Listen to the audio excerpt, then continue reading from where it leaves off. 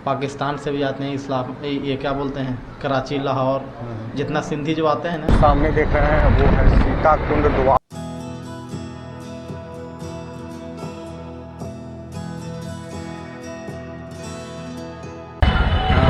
तो दोस्तों अभी हम लोग चाय ब्रेक के लिए रुके हैं यहाँ पे, और आप देख सकते हैं कुल्हड़ की चाय तो सुना था हमने, पूरी चाय पहली बार सुना हो। और ये भैया हैं, आप लोग जब भी विष्णुपद में आए तो यहीं से चाय पिए, बहुत मस्त बना के देते हैं। अभी हम लोग का चाय बन रहा है और चाय पी करके आपको दिखाता हूँ विष्णुपद की जो प्रसिद्ध मंदिर है। दोस्तों अभी हम लोग आ गए हैं विष्णुपद में, और यहाँ पे बाइक लगाने की कोई सुविधा नहीं है, पार्किंग नहीं है। 4 व्हीलर के लिए है, बस स्टैंड है, वहीं पे लगाए देते हैं लोग, और ऐसा कुछ विशेष बनाया नहीं गया है यहाँ गवर्नमेंट की तरफ से। तो बहुत ज़्यादा दिक्कत हो रही है, और सोच रहा हूँ कि सिर्फ मैं ही जाऊँ अंदर, आप लोग को, क्योंकि शूट करने के लिए 2 लोग जाएंगे, हम और पिंटू भाई जाएंगे, तो फिर बाइक कोई देखेगा नहीं। और सुनने में आ रहा है कि कल ही एक बाइक यहाँ से चोरी हो चुकी है, तो सोच रहा हूँ सिर्फ मैं ही चलूँ। और यहाँ पे कैमरा ले जाने का अलाउ शायद नहीं है, तो परमिशन लेना पड़ेगा, और देखते हैं, परमिशन लेते हैं और उसके बाद अंदर प्रवेश करते हैं।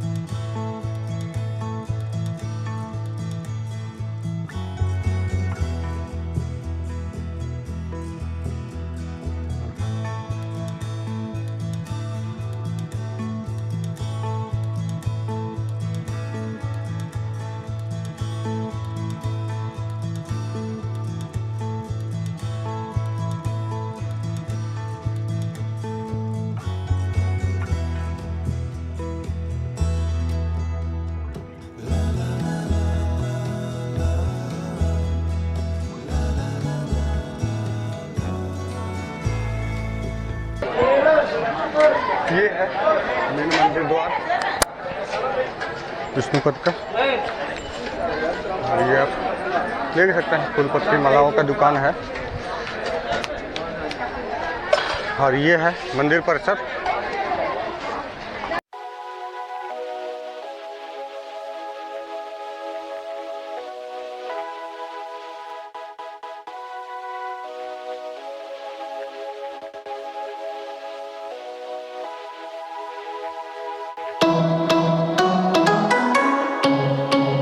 और ये आप देख सकते हैं वही मंदिर है, और ये पत्थरों को द्वारा बनाया गया है। ये मैं आ गया हूँ मुख्य मार्ग पे विष्णुपद के, और कैमरा ले जाने का यहाँ पे परमिशन नहीं है। दीपावली बाद फिर आएंगे, देखेंगे, तब आपको दिखाएंगे। चलिए आपको ले चलता हूँ सीता कुंड।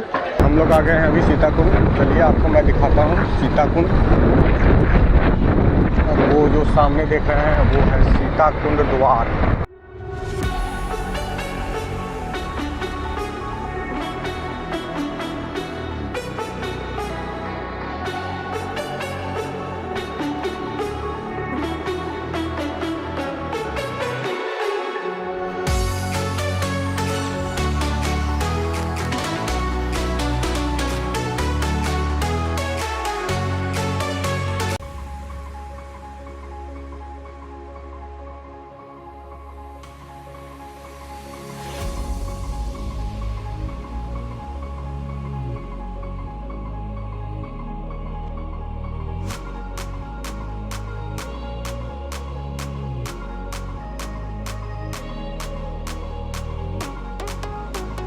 ये जो आप द्वार देख रहे हैं दोस्तों, ये है सीता कुंड। सीता कुंड की तरफ अंदर ले चलता हूँ दोस्तों, तो आइए।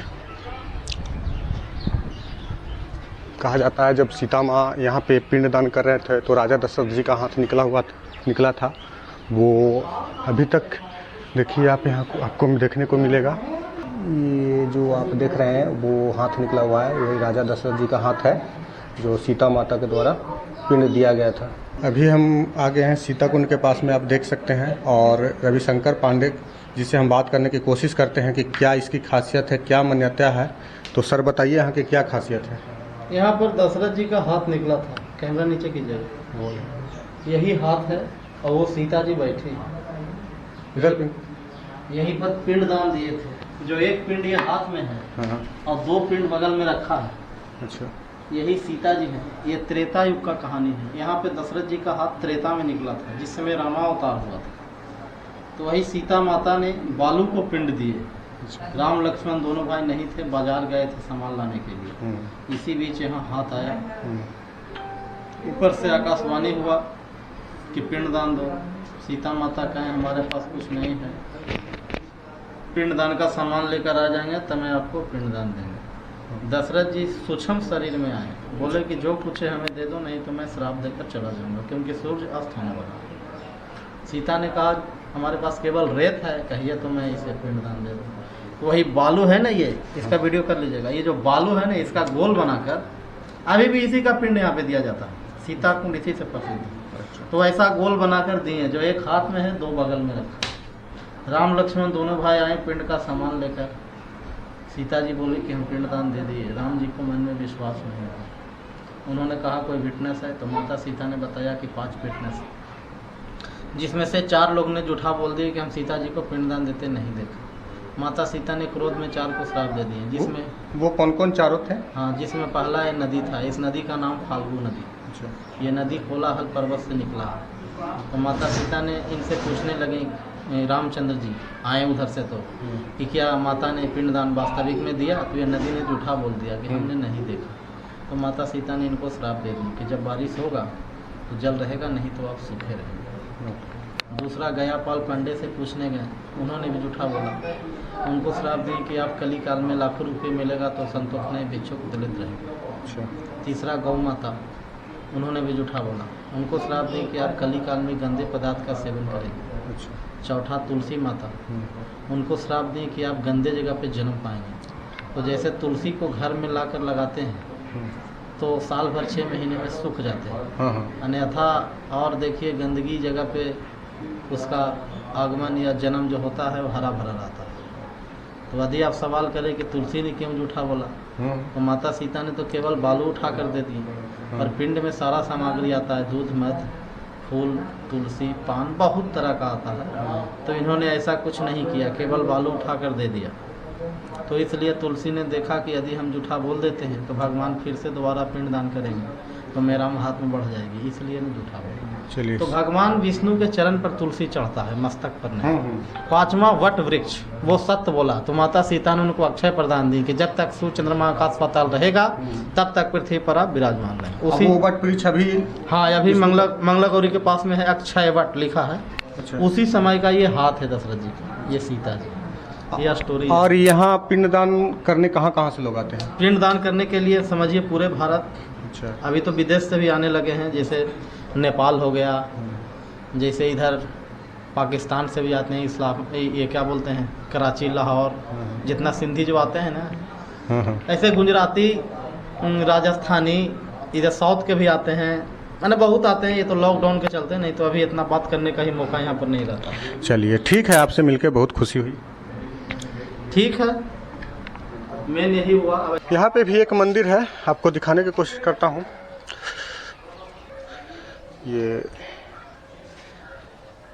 और ये जो आप देख रहे हैं यात्री शेड है, और ये जो आप देख रहे हैं काली माँ की प्रतिमा है। सीता कुंड का दर्शन किया, और यही दोस्तों फल्गु नदी है जो आप मेरे पीछे देख रहे हैं, ये फल्गु नदी है। और इसका पुराना नाम निरंजना नदी था, और गौतम बुद्ध इसी के नीचे किनारे में, जो बोध गया में है, बैठ करके तपस्या किया करते थे। और दोस्तों जो आप देख रहे हैं वो मंदिर जो दूर देख रहे होंगे वो विष्णुपद है। यही है फल्गु नदी, पिंडदान इसी में होता है, और गया जी को मोक्ष की धरती बोला जाता है दोस्तों।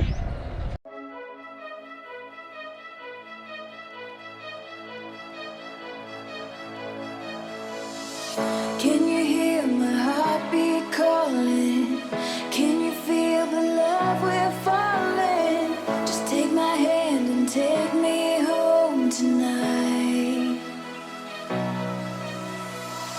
Throwing caution to the wind, I'll take a chance and let you in. Just take my hand and take me. खत्म, बाय बाय, टाटा।